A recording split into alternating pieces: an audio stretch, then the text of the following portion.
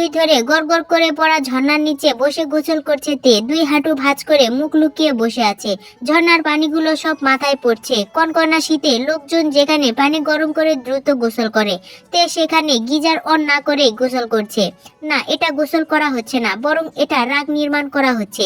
চোখের পানি বের করতে চায় না বলে এত চেষ্টা তার, তারপরও আজ সে চোখের পানি বের করেছে। একা একা সব সময় অশ্রু বিসর্জন দিলেও প্রকাশে তে কারোর সামনে অশ্রু বিসর্জন দিতে চায় না। কান্না করতে করতে তে এবার ফুপাতে শুরু করে। রাগ জেদ সবকিছু মাথায় চেপে বসেছে। মন তো একবার চাচ্ছে জংকুককে খুন করতে, আবার খুন করতে হাত উঠালেও ব্যর্থ হয়ে পড়ে। তের এই রক্তমাখা হাত তো কখনো থেমে থাকেনি, আজ কেন এমন হবে? এগুলো মানতে পারছে না তে। কিছুক্ষণ এমন ভাবে থাকার পর ফোন বেজে ওঠে তের। হাঁটুর ভাঁজে গুজে রাখা মুখ উঁচিয়ে তাকাইতে। অনেকক্ষণ ভেজার কারণে চোখ লাল হয়ে আছে, মুখে ফুটে ওঠে ডেবিল হাসি। সাথে সাথে গোসল সেরে উঠে দাঁড়াইতে ড্রেস চেঞ্জ করে ফোনের দিকে তাকায়। দেখতে পায় যিশুর কল। তে কল ব্যাক করতে যাবে, ঠিক তখনই তের রুমে নক করে একজন ওয়েটার। বলে, Jungkook sir is waiting for you ma'am. যিশুকে কল করে না তে, ফোন ছোট টেবিলের উপর রেখে বলে, আমি আসছি। ওকে ম্যাম বলে রুমের বাইরে দাঁড়িয়ে থাকে মেয়েটি। জংকুক যেখানে ব্রেকফাস্ট রেডি করেছে সেখানে তেকে নিয়ে যাবে, এটা জংকুকের অর্ডার। তে আজ 3 পিস পরেছে, গাঢ় নীল রঙের কারুকাজের কামিজ, সাথে কালো সেলোয়ার ও ওড়না। তের উচ্চতা 5 ফুট 6 ইঞ্চি, দেখতে ফর্সা হয়েছে। এই ফর্সা চেহারা হওয়াতে তের আরো বেশি রাগ হয়, কারণ তের মা ছিলেন কালো। লোকে এক দেখাতেই তেকে বলে, তুমি তোমার বাবার চেহারা পেয়েছো। রেগে ফেটে পড়ে তখন তে, কেন তাকে ওই প্রতারকের মতো রূপ নিয়ে জন্ম নিতে হলো? ওই প্রতারকের জন্য আজ তার মা তার কাছে নেই। ওই প্রতারকের জন্য তার নানা স্ট্রোক করেছে। প্রতারক বাবার জন্য আজ তে কৃতিত্বহীন। আরো অনেক কিছুই আছে যাতে এই যাবৎকাল সহ্য করেছে। কক্সবাজারে সূর্যের আলোয় রোদের উত্তাপ বেড়েছে। ফাঁকা নির্জন পরিবেশে গরমে শরীর পুড়িয়ে নেওয়ার মতো হবে নাই বা কেন? গাছপালা নেই, বরং ফাঁকা জায়গায় সূর্যের আলো বেশি প্রভাবিত হয়।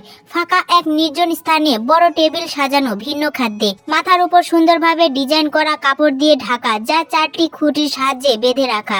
খুঁটির গায়ে মোড়ানো গোলাপি ও সাদা রঙের বেলুন। মাটির উপর দিয়ে ছড়ানো ছিটানো আছে গোলাপ ও রজনীগন্ধা। তে গার্ডেন নিয়ে এন্ট্রি নেয় জংকুকের পাঠানো ওয়েটারকে সঙ্গে করে। তের আগমনে জংকুকের হার্টবিট শুরু হয়। জংকুক উল্টো দিকে ফিরে থাকে। তের এক এক পা বৃদ্ধির সাথে জংকুক ফিল করতে থাকে তার হার্টবিট আরো বেশি ফাস্ট হতে থাকে। চোখ বন্ধ করে স্লাম হেসে জংকুক ফিল করতে থাকে তের এক একটি পায়ের শব্দ। উঁচু হিলের শব্দ যেন বাড়ছে আর তে অতি নিকটে আসছে। এসে টেবিলের সামনে দাঁড়ায়। টেবিলের আড়াআড়ি স্থানে বসে আছে জেহক ও আয়ু। তে তাদের দিকে তাকিয়ে বলে, good morning sweet couple. Very good morning ma'am. তে মিষ্টি হেসে বলে, ডোন্ট কল মি ম্যাম, আমি তোমার বোনের মতোই। আয়ু মিষ্টি হাসি দেয়। তে সেদিকে তাকিয়ে থাকে। আয়ু আর তের কথার পিঠে যেন চোখে চোখে ভিন্ন কোনো কথার আদান প্রদান চলছে। জংকুক লক্ষ্য করে বিষয়টি, কিন্তু খুব বেশি গুরুত্ব না দিয়ে বলে, মায়াবতীর আগমন, শুভেচ্ছায় স্বাগতম। কঠিন চোখে তাকিয়ে থাকে তে। এই দৃষ্টিতে না আছে কোনো ভালোবাসা আর না আছে কোনো ঘৃণা, শুধু আছে লুকিয়ে থাকা প্রচেষ্টা। জংকুক তের কাছে পা দুলাতে দুলাতে হেঁটে আসে। তের চোখে চোখ রেখে রহস্য কণ্ঠে বলে, এই চোখ মিথ্যা কিছু বোঝাতে চাইলেও আমি আমার মায়াবতীর চোখ খুব ভালো করেই পড়তে পারি। বলেই চোখ টিপ দেয় জংকুক। তারপর আঙুল দিয়ে তুড়ি বাজিয়ে ইশারা করে ওয়েটারকে। ওয়েটার এসে খাবার দিতে থাকে সবাইকে। এখানে যেন খাবার খাওয়ার কম, চোখে চোখে কথা বেশি। জংকুক জেহকে কিছু ইশারা করে তো তে আয়ুকে, আবার তে জংকুক একে অপরের চোখে চোখ রেখে খাবারে মন দিতে থাকে। জীবন বাড়ির সবাই একসাথে খাবার টেবিলে বসেছে। জেনি গেছে বাবার বাসায়, কাল আসবে। জংকুক আসার সময় হয়ে এসেছে, তাকেও তো তাড়াতাড়ি আসতে হবে। লিসা, জিমিন ও রোজ মিলে এক সারিতে বসেছে। অন্য সারিতে সুগা, ন্যান্সি ও জিন বসেছে। টেবিলের অপর দুই কর্নারে মুখোমুখি দুই ভাই। সার্ভেন্ট এসে খাবার দিচ্ছে। সুগার চোখ জিমিনের দিকে, জিমিন তার খাওয়ায় মনোযোগী। চশমার ফাঁকে তাকিয়ে দেখতে থাকে সুগাকে। এই দৃষ্টি বুঝতে অবগত হয় না আশেপাশের লোকজন। খাওয়ার মাঝে মিস্টার আরএম বলেন, বাবা সুগা, তোমার তো গ্র্যাজুয়েশন শেষ, আবার বয়স বেড়েছে। এখন এমন ঘোরাফেরা না করে ভবিষ্যৎ নিয়েও তো ভাবতে হবে। কিছু না করলেও আপাতত বাবার ব্যবসায় এক বেলায় ঘুরে আসতে পারো। সুগার হেয়ালি ভাব নিয়ে বলল, বাবা তো আছেই দেখার জন্য, আমার এখনো ইচ্ছা নেই কিছু করার। জাস্ট চিলে আসি, চিল করতে চাই। মিস্টার সুবিন ক্ষিপ্ত হয়ে বললেন, এক অপদার্থ জন্ম দিয়েছি আমি, কোনো কাজের না। সুগা বাঁকা হেসে বলে, পদার্থ জন্ম দিয়েও ধরে রাখতে অক্ষম তুমি। তোমার মুখে এসব মানায় না, আসছি আমি।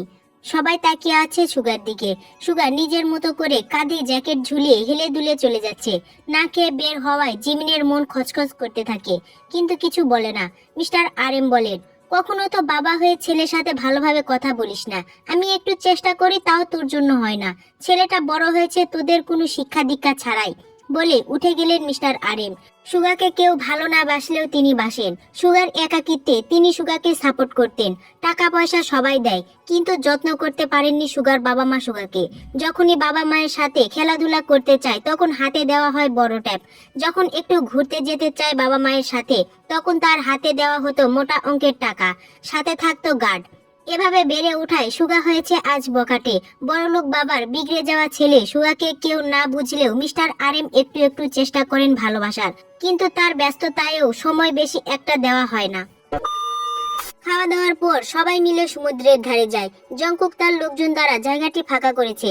আয়ু সমুদ্রের পানি দেখে তের হাত ধরে দৌড় দেয় সেদিকে। আয়ু ও তে মিলে পানিতে ভিজছে আর আনন্দ করছে। জেহব আর জংকুক ওদের থেকে বেশ খানিকটা দূরেই আছে। সুযোগ পেয়ে আয়ু বলে, জংকুক ভাই তো তোমাকে ভালোবাসে আপু। ঠোঁট বাঁকা করে হেসে তে বলে, জিয়ন বংশের ছেলে সে, এসব দেখে গলে যাস না বোন। আমরাও তো সেই বংশেরই আপু, তাহলে আমরা কেন এমন নয়? কারণ আমার শিক্ষা দীক্ষা আমার মা দিয়েছে, আর তোর শিক্ষা আমি দিয়েছি তাই। কান্না মিশ্রিত কণ্ঠে আয়ু বলে, বাবা থাকতেও বাবা ছাড়া আমাদেরকে জীবন কাটাতে হয়েছে, ওই লোকটাকে তো ভোগ করতেই হবে। মিস্টার সুবিন একা নয়, এর ভিতরে আরো কেউ জড়িত, শুধু তাদেরকে বের করার দায়িত্ব আমাদের। আয়ু দূরে দাঁড়িয়ে থাকা জেহপের দিকে তাকিয়ে বলে, উদ্দেশ্য সাধনের জন্যই তো আমরা দুই বোন ট্র্যাপ করেছি এদেরকে। আমার ট্র্যাপ কাজে লেগেছে, তোমারটা কাজ কখন করবে? তে জংকুকের দিকে তাকিয়ে দেখতে থাকে জংকুককে। সূর্যের আলো চোখে পড়েছে। শীতের ভিতরেও এই সূর্যের তাপ অতি মাত্রায় জ্বালা দিচ্ছে। জংকুক ঘামছে তাতেই।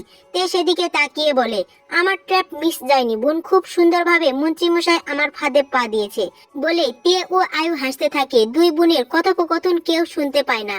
তে জেহপের দিকে তাকিয়ে আয়ুকে বলে, জেহপ ছেলেটা ভালো, ও অনেক ইনোসেন্ট, তোকে সর্বোচ্চ দিয়ে ভালোবাসে, তুইও ওকে খুব ভালোবাসিস, এটাকেই বলে ভালোবাসার পূর্ণতা। আয়ু দুই হাতে পানি নিয়ে আবার নিচে ফেলে। এভাবে খেলতে খেলতে বলে, জেহপ আমার সেই ভালোবাসা যেটা অনেক সাধনার পর আমি পেয়েছি। হতে পারে আমার স্ট্যাটাসের সাথে জেহপ যায় না, কিন্তু ভালোবাসার কাছে এই স্ট্যাটাস ফিকে আপু। তে মজা করে বলে, হ্যাঁ সেই তো ইনোসেন্ট। তোর পাতানো নকল বাবা মাকে গুলি দেখিয়ে বিয়ে করলো, বেচারা বুঝলো না যে তুই ওকে বিয়ে করতে ফাঁদ পেতেছিস। নকল বাবা মাকে নকল গুলি দেখিয়ে বিয়ে, এটা যে আমার কাছে কতটা ফানি লেগেছিল তোমাকে কি বলবো, বলেই হেসে দেয় আয়ু।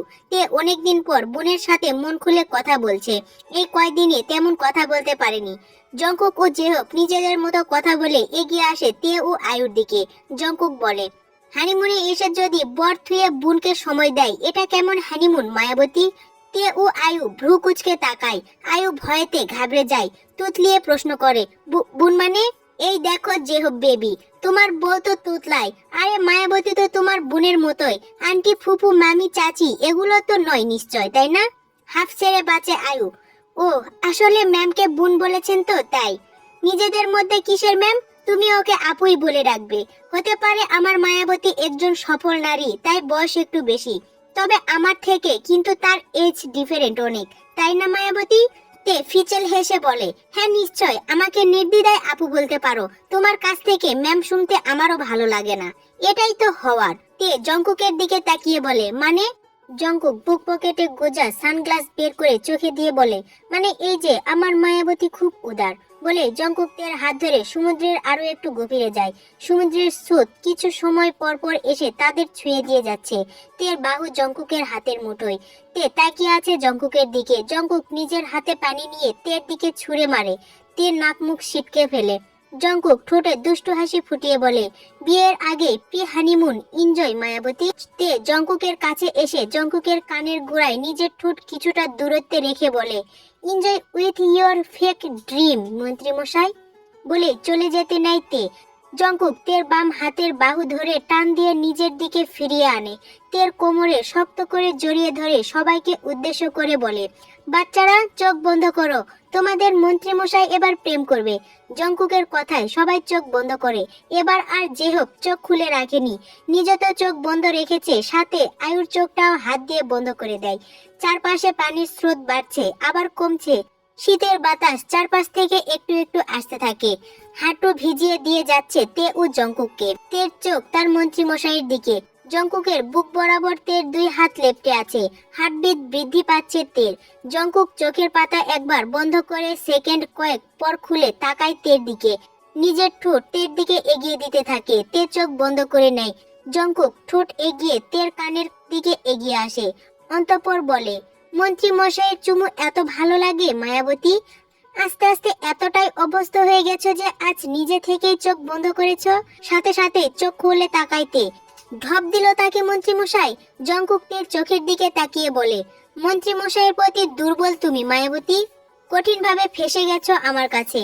আর শুনতে চাইলো না তে জংকুককে ধাক্কা দিয়ে দৌড়ে চলে গেল নিজের রুমের দিকে। তের দৌড়ানোর সময় পায়ের সাথে পানির ঘর্ষণ আলাদা শব্দ তৈরি করে। আয়ু চোখ খুলে তাকায়, মনে মনে বলে, আমার মতো তুমিও ট্র্যাপ করতে যে নিজেই ট্র্যাপে পড়ে গেছো আপু। দেখা যাক আমাদের যাত্রাপথ কেমন হয়। 12টার দিকে সুগা বাসা থেকে না খেয়ে বের হওয়ায় মিস্টার আর এম কষ্ট পায়। এছাড়া জিমিনের নিজেরও খারাপ লাগে। বাবার কষ্ট সাথে করে নিজের খারাপ লাগা দেখে স্যুপ রান্না করে টিফিন বাটিতে করে নিয়ে যায় জিমিন।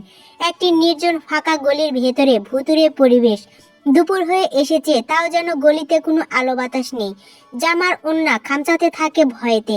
ড্রাইভার প্রায় সুগাকে এখানে নিয়ে আসে, তাই জিমিন ড্রাইভারের মাধ্যমে এসেছে। কিছুটা এগিয়ে একটি ফাঁকা বাড়ি পায় জিমিন। বাড়িটি পুরে কালি জমানো, দেখলেই বোঝা যাচ্ছে পুরনো বাড়ি। ড্রাইভার বলেছে এখানেই আড্ডা দেয় সুগা। এটা নাকি সুগার আড্ডা দেওয়ার আস্তানা। জিমিন ভিতরে ঢোকার আগে চোখের চশমা ঠিক করে নেয়। তারপর কাপা কাপা হাতে জং ধরা মেন গেট খোলে। প্রথমে চিকন এক ঘর, তারপর বড় ফাঁকা ঘর।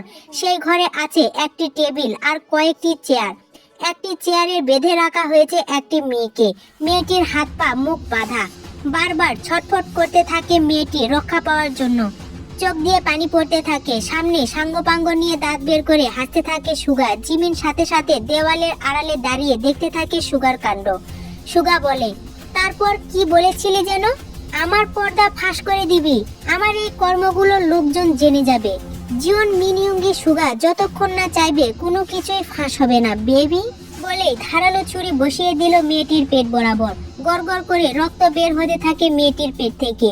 সুগা ছুরিটি আবার বের করে আবারও মেয়েটির পেটে ঢুকিয়ে দেয়। মেয়েটি মুখ উঁচু করে চোখ বড় বড় করে তাকায়। মুখে কাপড় গুজে রাখার জন্য মেয়েটি চিল্লাতে পারছে না। আস্তে আস্তে মেয়েটির নিঃশ্বাস বন্ধ হয়ে যায়। জীবনের প্রথম কোনো খুন এভাবে সচক্ষে দেখে জিমিনের হাত পা দুর্বল হয়ে আসে। জিমিন মেয়েটি এত বড় সুনামধন্য পরিবারের হলেও শিক্ষা দীক্ষা চলাফেরার দিক থেকে খুবই শান্তশিষ্ট। জিমিন সামাজিকভাবে চলাফেরা করে, নরম মনের মেয়ে সে। তাই আজ এই খুনি পরিবারে জন্ম নিয়েও খুন দেখে কাঁপতে থাকে। হুট করে হাত থেকে টিফিন বাটি পড়ে যায়। কোনো কিছুর শব্দ পেতেই ভ্রু কুঁচকে পিছনে তাকায় সুগা। জিমিনকে দেখে আটকে ওঠে। লিসা ও জিমিন একই রূপী হলেও লিসার ঠোঁটের নিচে তিল আছে, জিমিনের নেই। আর জিমিন চশমা ব্যবহার করে, তাই সুগা বুঝতে পারলো এটা জিমিন। কিন্তু জিমিন কেন এখানে এলো? সুগা এগিয়ে আসে জিমিনের কাছে। ভয়েতে পিছিয়ে যায় জিমিন।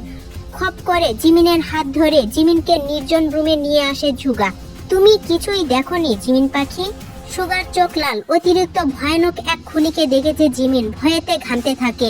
সুগার ভয়ানক চাহনিতে কোনো উত্তর না দিয়ে জিমিন মাথা নাড়িয়ে বুঝিয়ে দেয়, হ্যাঁ সে কিছুই দেখেনি। সুগা এবার হেসে দেয়, আর যদিও বলো তবুও কোনো প্রমাণ নেই তোমার কাছে। এই সুগা প্রমাণ রেখে অপরাধ করে না। জিমিন দেখলো সুগার হাতের দিকে। সুগা গ্লোভস পরে আছে। আর জিমিন সে তো কোনো ছবি তোলা বা ভিডিও করতে পারেনি। কিভাবে প্রমাণ করবে যে সুগা একজন খুনি? তাই সে বিষয়টি এখানে ধামাচাপা দিতে চায়। কিন্তু সুগার দিকে তাকাতে জিমিন ভয় পায়। জিমিনের মনে হচ্ছে এখন সুগা তাকেও খুন করে দিবে। চশমা ঠিক করতে করতে জিমিন ফোঁস করতে থাকে। হার্টবিট ওঠানামা করছে জিমিনের। চোখ দিয়ে পানি পড়ছে তার। কাপা কাপা ঠোঁট চোখ ফ্লোরের দিকে। সুগা দেখতে থাকে জিমিনকে। একটা খুনের পরিবারে জন্মগ্রহণ করে তুই কি না খুন দেখে ভয় পাচ্ছিস? সুগার কথা শুনতে কেঁপে ওঠে জিমিন। ভয়েতে কুকড়ে যায়। ও ভেবেছিল হয়তো সুগা এখন ওকে বকবে বা মারবে। ওনার আঁচল 2 হাতে ধরে মুট করে। নাকের ডগা লাল হয়ে গেছে কান্না করতে করতে। মুখ থেকে কথা বের হচ্ছে না। এতদিন এত কথা শুনিয়েছে সে সুগাকে, কিন্তু আজ খুনি সুগাকে কোনো কথা শোনাতে পারছে না। সুগা উল্টো দিকে ফিরে তাকায়, কি করছে জিমিন জানে না। চশমা চোখে পিটপিট করে তাকায় সুগার দিকে, দেখতে পায় সুগা উল্টো ঘুরে হাত দিয়ে চুল সেট করছে। সুগা উল্টো দিকে ফিরে আছে বলে জিমিন সাহস পায়, এক পা করে দরজার দিকে এগোতে যায়। গুটি গুটি পায়ে 3-4 পা এগোতে সুগা শক্ত হাতে খপ করে ধরে জিমিনের বাহু। জিমিনকে দেয়ালের সাথে চেপে ধরে, অনেক জোরেই ধরে সুগা। রাগে গর্জে ওঠে। জিমিন চোখ বন্ধ করে নেয়, মনে মনে মৃত্যুর দোয়া পড়ছে, এখনই কিনা তার মৃত্যু হয়। সুগা রাগান্বিত কণ্ঠে গর্জে উঠে বলে, একদম পালাবি করবি না আমার সাথে, তোর এই ডানা আমি কেটে ফেলবো জিমিন পাখি, তোর মুঞ্চি ভাইও কিছু করতে পারবে না। জিমিন ছটফট করছে না, কিন্তু ওর গা কাঁপছে ভয়তে, ঠোঁট কামড়ে চোখের পানি ফেলছে। এখন বিপদে পড়লো সে, কেন এলো দয়া দেখাতে? জীবনে প্রথমবার দয়া দেখিয়েছিল সুগাকে, শিক্ষা পেয়ে গেল, এবার আর কোনোদিনও আসবে না সুগার সামনে। সুগা এবার আরো রেগে গেল, জিমিনের ঘাট ধরে ধাক্কা দিয়ে বলে, উত্তর দে জিমিন পাখি, বল পালাবি আমার থেকে? জিমিন উত্তর দিতে না পারলেও মাথা ঝাঁকিয়ে বুঝিয়ে দেয় না। সাথে সাথে রাগের আবির্ভাব কমিয়ে হাসির ঝলক ফুটিয়ে ওঠে সুগার মুখে। সুগা বলে, এখানে কেন এসেছিলি? জিমিন উত্তর না করে মেন গেটের দিকে তাকায়। সুগা জিমিনের অক্ষি দৃষ্টি লক্ষ্য করে সেদিকে তাকায়, দেখতে পায় টিফিন বাটি। তখন এটা পড়ে যেই শব্দ হয়, বাটির কাছে যে বাটিটি এনে জিমিনের সামনে দাঁড়িয়ে পড়ে। বাটি খুলে দেখে খাবার, কিন্তু সকালের খাবার টেবিলে যে খাবার দেখেছিল ওগুলো না, এখানে চিকেন স্যুপ আছে। বাটিটি পড়ে যাওয়ায় বাটির ঢাকনায় কিছুটা স্যুপ লেগে আছে। সুগা জিমিনের দিকে তাকিয়ে বলে, তুই রেঁধেছিস জিমিন পাখি? সুগার চোখে মুখে হাসির ঝলক, এটা আসল নাকি নকল বুঝতে পারছে না জিমিন। নির্মম ভাবে কাউকে খুন হতে দেখার পর খুনিকে নিজের সামনে দেখছে, খুনি আবার তার সাথে হেসে হেসে কথা বলছে। রাগ ঘৃণা সবকিছু কাজ করছে জিমিনের মাঝে, কিন্তু সে কাউকে কিছু বলতে পারবে না, কেউ বিশ্বাস করবে না তার কথা। প্রমাণ ছাড়া কাউকে কিছু বললে ভাববে মজা করছে বা মিথ্যা বলছে। আর তার থেকে বড় কথা, জিমিন এখানে কেন এসেছে এটাই আগে প্রশ্নে উঠবে। সুগা চামচ নিয়ে স্যুপ খেতে খেতে বলে, এত যত্ন তো আমাকে আমার মা মানে তোর ছোট কাকি করে না, তুই করছিস কেন জিমিন পাখি? ভালো টালো বাসলি নাকি এই নষ্ট সুগাকে? জিমিন কোনো উত্তর না দিয়ে এবার সাহস জুগিয়ে বলে, বাসায় যাব। জিমিনের কথায় মিনমিন, কিছুই শুনতে পায়নি সুগা। সুগা বুঝতেই পারলো না বেচারি জিমিন কিছু বলেছে। জিমিন এবার গলা খাকারি দিল। সুগা তাকালো জিমিনের দিকে, পানির বোতল নিয়ে জিমিনকে দেয়। জিমিন সাথে সাথে বোতলটি নিয়ে পানি পান করে, গলা ক্লিয়ার করে বলে, এবার আমি বাড়ি যাব। হ্যাঁ চল, আমিও তোকে এগিয়ে দিয়ে আসি। কোনো দরকার নেই, আমি একাই পারবো, যেভাবে এসেছি। আমার রাজ্যে এসেছিস নিজের ইচ্ছায়, রাজ্য থেকে যাবি আমার ইচ্ছায়। জিমিন তাকালো চারপাশে, এই ভুতুরে এলাকা সুগার রাজ্য, এটা তো একটা পোড়া বাড়ি। সুগা জিমিনের দিকে তাকিয়ে বলে, এই পোড়া বাড়ি আস্তে আস্তে হয়ে উঠবে আলিশান বাড়ি। বাড়িতে থাকবে জিমিন ও সুগার জুটি ইউনমিন। জিমিন তাকায় সুগার দিকে, কিন্তু ভয়ে চোখ সরিয়ে নেয়। সুগা জিভে কামড় দিয়ে বলে, উপস সরি, এখানে থাকবে আরো একটি জুটি, কিন্তু তাদের আগমন এখনো অনেক দেরি। অবাক হয় জিমিন, সুগার কি কোনো প্ল্যান আছে তাকে নিয়ে? খুব খারাপ ভাবে কি ফেসে যাচ্ছে সে? তাড়াতাড়ি এখান থেকে যেতে চায়। সুগা জিমিনকে বলে, আমার খাওয়া শেষ, চল বাসায় যাই, এমনিতেও দুপুরের জন্য বাসায় যেতাম। জিমিন মাথা নাড়িয়ে হ্যাঁ বুঝিয়ে হাঁটা দেয় সুগার সাথে। সুগা মেসেজ করে কাউকে কিছু একটা লেখে, জিমিন দেখেও না দেখার ভান করে।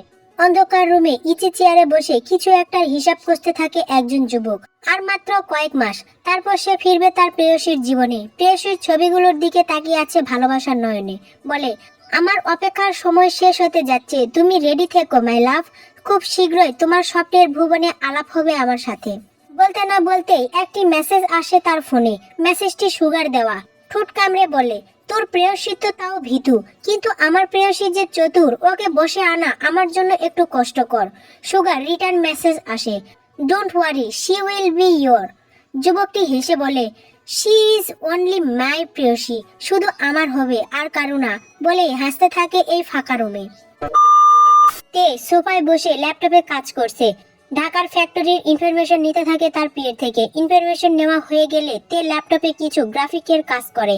এগুলো তার কোম্পানির হাইপ বাড়ানোর জন্য, কিছু অ্যাডের জন্য পোস্টার লাগবে। তে নিজেই এসবে পারদর্শী। এছাড়া আরো ভিন্ন কাজ আছে যেগুলো কেউ জানে না।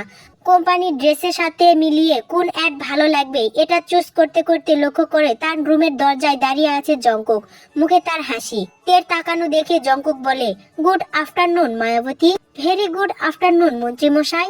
জংকুক তের পাশে এসে বসে। তে ল্যাপটপে না দেখে তের চোখের দিকে তাকিয়ে ল্যাপটপ বন্ধ করে দেয়। তারপর বলে, চলো last date of pre honeymoon complete করি। নট ইন্টারেস্ট, আমার অনেক কাজ পড়ে আছে। কাল তো আমরা ঢাকাতে চলে যাচ্ছি, ওখানেই না হয় কাজ শুরু করব। এছাড়া ঢাকাতে তো আছে তোমার চামচা, যা হয় ফট করে কল দিয়ে আমার প্রেমের 12টা বাজিয়ে বিবিসি নিউজ বলতে থাকে। তে মুখে বিরক্তি ফুটিয়ে বলে, নিউজ তো আপনাকে আর আমাকে নিয়েও বের হয়েছে, খবর দেখেননি তাই জানেন না। ভিন্ন চ্যানেলে ও সোমবার পত্রিকায় গোটা গোটা অক্ষরে লেখা, মন্ত্রী জিওন জংকুক ও ফ্যাশন হাউসের ওনার কিম তেয়ং এদের মধ্যে কিছু তো আছে বলে ধারণা করা হয়েছে। জংকুক ডোন্ট কেয়ার ভাব নিয়ে বলে, আছে তো আমাদের ভিতরে অনেক কিছুই, শুধু তোমার একটা কবুল বলার অপেক্ষা। যা আছে তা আমি দেখে নেব। তে তাকায় জংকুকের দিকে, একটু রসালো সুরে জংকুককে বলে, জনগণদের মুখ বন্ধ না হয়ে পাওয়ার দিয়ে করবেন, আপনার ঘরের লোকদের কি করবেন, স্পেশালি আপনার জেনি বেবি। জংকুক সোফায় মাথা হেলিয়ে দেয়, দুই দিকে দুই হাত ছড়িয়ে বলে, মনে করে দিলে তো আমার জেনি বেবির কথা। ওর জন্য অবশ্য একটা গিফট নিব বলেছিলাম। আই থিংক তোমার থেকে বেটার গিফট ওর জন্য আর কিছুই না। তে কটমট চোখে বলে, আমি কারো গিফট নই। আমার রাস্তায় কেউ পা দিতে আসলে তার পা আমি ওখানেই আগুনে পুড়িয়ে ছারখার করে দিব। জংকুক কিছু চিন্তা করার অভিনয় করে বলল, আমি ভাবছি না না, আমি কল্পনা করছি তোমার হাতে বড় একটা গরম লোহা, তার সাথে আলিঙ্গন করছে আমার জেনি বেবির পা। উফ, কি ধামাকা এক মোমেন্ট হয়ে যাবে। জংকুকের কথা শুনে তে নিজেই এবার হেসে দেয়। জংকুক ভুল কিছু কল্পনা করেনি। তে কখনো নিজের জিনিস অন্যকে ভাগ করবে না, উল্টো তার জীবনে কেউ তৃতীয় ব্যক্তি হয়ে আসলে তে তাকে শেষ করে দিবে। জংকুক তের দিকে কিছুক্ষণ তাকিয়ে অন্তঃপর বলে, অনেক হয়েছে, চলো আজ আমরা জঙ্গলের দিকে যাব, ওখানে রাতে আনন্দ করব। আমার যেহব বেবি আছে ওখানে, বেচারা হানিমুন করতে এসে শান্তিমতো বউকে সময় দিতে পারছে না, খালি বসের জন্য দৌড়াদৌড়ি করতে থাকে। তে জংকুকের দিকে তাকিয়ে একটি তাঁবু ও কিছু জিনিসপত্র প্যাক করে নেয়। তারপর দুজন মিলে একসাথে রওনা দেয় জঙ্গলের দিকে। জেহব ও আয়ু আগে থেকে সেখানে কিছু সংখ্যক বডিগার্ড নিয়ে আছে, আর বাকি বডিগার্ড জংকুক ও তের সাথে আছে। তে আর জংকুক হাঁটতে হাঁটতেই একটি মেসেজ পায় তে। সেখানে লেখা, mister Subin is now in middle position, his all product are fake. এখন তার প্রোডাক্ট কোনো দোকান বা সুপার শপ ক্রয় করতে ইচ্ছুক নয়। মেসেজটি দেখে স্মিত হাসে তে। যে কাজটি সে করতে পারেনি সেই কাজটি অন্য কেউ করে দিচ্ছে, কিন্তু কে করছে এটা জানতে হবে। তের শুভাকাঙ্ক্ষী যে সে এখনো দেশের বাইরে, আপাতত তাকে তে এসবের থেকে দূরেই রেখেছে। তে রিপ্লাই দেয়, try to find her or him, I want to know all information.